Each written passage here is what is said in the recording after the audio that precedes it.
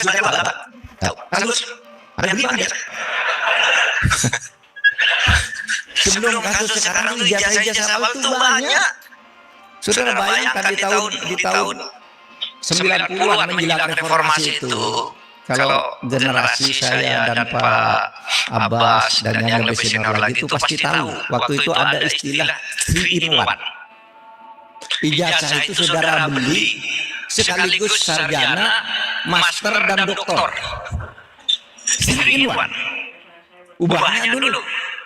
Di Amerika banyak orang menyebut mendirikan universitas lalu ditawarkan ke politisi-politisi Indonesia.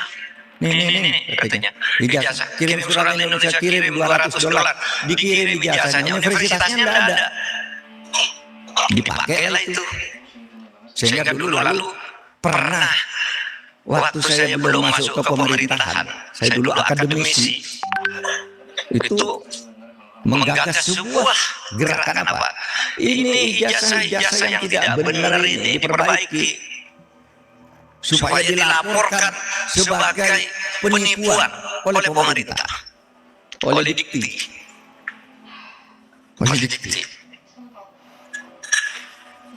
Karena itu Anda mau beli master, apalagi kalau orang sudah menjadi pejabat, kalau tidak ada gelarnya itu kayak tidak pantas itu lalu beli. Saya pernah ketemu Pak Yusuf Kala itu gimana tuh katanya, saya datang ke suatu daerah, ada seorang ketua DPRD, terus ketika diperkenalkan mau sambutan itu dia disebut doktor. Itu dulu teman sekolah sekalian nggak pernah sekolah doktor, sekolah SMA aja jelek. Kok tiba doktor gitu sudah jadi ketua DPRD, dari mana? Nah, waktu saya bikin gerakan di tahun 96 itu, saya datang ke Dikti, saya datang ke Pak, ini ijazah-ijazah yang merusak. Ijazah beli kayak gitu. Laporkan polisi, pasal pidananya ada. Lapor ke polisi. Ternyata polisi juga banyak yang ijazahnya beli.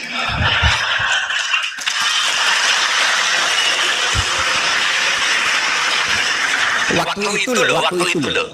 Sekarang udah pada pensiun, kan tahun 96 saya katakan. Ada di sekolah di sini, bertugas di sana 4 tahun di sini, dapat 4 gelar. Dalam waktu 3 tahun bertugas gimana orang bisa sambil bertugas lalu mendapat 4 gelar kesarjanaan? Nah, saudara, itu yang kemudian menghilangkan integritas keilmuan itu. Suruh bicara ilmunya nggak ngerti, padahal dia sarjana di bidang itu. Ya karena itu